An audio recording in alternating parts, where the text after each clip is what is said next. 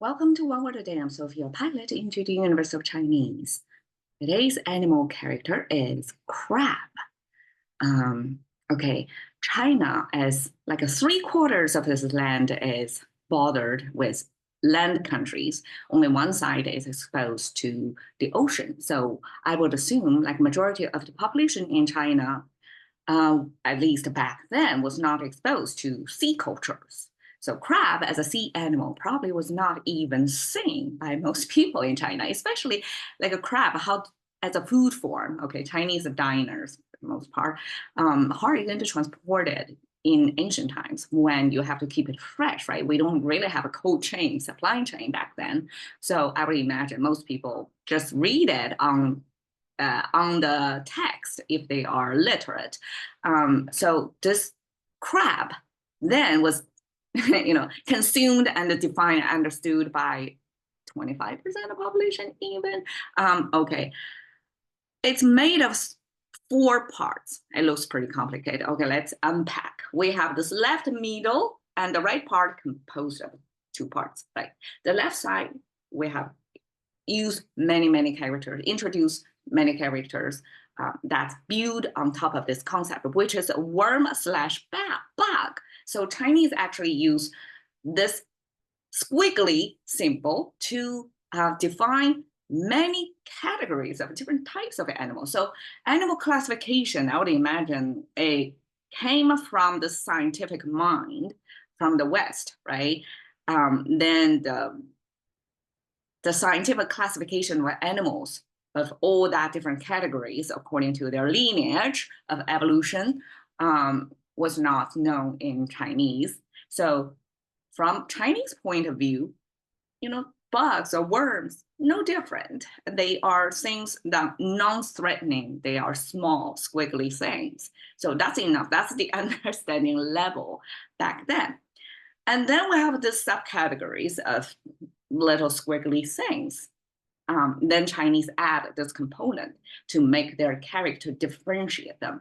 I guess crab is important enough, or enough people in China eat it, so they need to communicate about it and came up with this way of saying, okay, the right side to define what specific kind of bug that is. Okay, the middle part is horn. The original ancient, the most ancient forms of depicting horn is like that. So you can still sort of see it's horn shape, right? Kind of going sharp. And then this is not only the outline of the horn shape, but also the surface texture, which looks like this, or the squiggly thing to show the scales that covering the horn. So these are the ancient forms. And this is kind of middle history.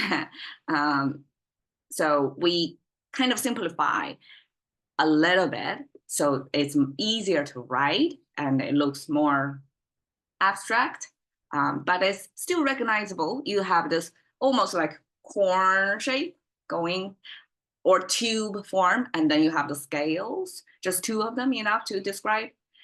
You can see the economy of things, right? This one didn't bother to depict the texture, but you see out of the four, two of them use two to show the repeated pattern. So economy of strokes, just two is enough to show repetition of things. Only this one, bother to draw it three times to show the scales over there. So here, the abstraction form, of course, go for the two repetition. Okay, the right side, the two symbols, the top is cut because it's a knife. This is the hand of the knife. This is the edge of the knife. Okay, the bottom, we just came across earlier this month, that coordinate, vertical horizontal line, coordinate thing, plus a horn. That's the main feature of the ox. So that's a Chinese abstraction of ox. Now you have knife, ox, horn. Okay, piece it together. It actually means use knife to cut horn off the ox. So this is a dissecting. So I guess ancient times, this butchering process of cutting parts apart was big part of the the diner Chinese mindset. So this cutting horn of ox then represent dissecting. Quite dramatic, right? Because ox is a big animal, and the horn, the main features of the ox, of its animal. It sounds cruel, right? And that's, I guess, the beginning of dissecting an ox, of the butchering process. So Chinese captured that moment to mean dissect. Now, the language creator, whoever came up with this concept of crab in Chinese, have this dissecting concept paired with worm symbol or bug symbol. In my mind, that's probably this person as a diner dissecting the crab, pulling off the legs and all the parts, and view crab from the food point of view that it's dissectable. Because when you eat crab, you actually see the whole thing, crab on your table. And you as a diner, given gloves and kind of, what is it called? The tools that you can crack down the crust of the crab. So it's quite a ritual of eating the crab. You need to get kind of specialized tools for that. So this dissecting crab dining experience then represent what this to us. It means it's a dissectable bug.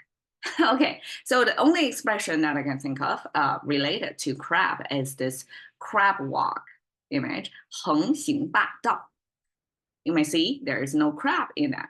But when Chinese say 横行霸道, we all know it's how crab walks, because they are walking horizontally, 横, like horizontally walking, and 霸道 means they are kind of like a bullying. They are taking all lanes regard of other people's traffic. So that sideway walking of crab's way was used to capture this type of personality. Like you're not considerate.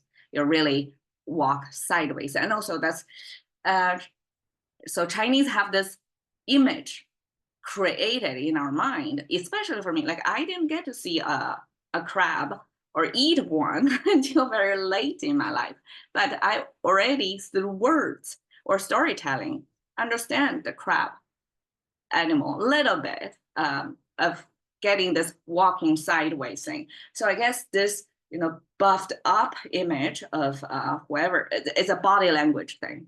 So if you walking like sideways, almost like this way of walking, you're kind of like a crab walking, that 横行霸道was trying to capture. Okay, so there you go. 蟹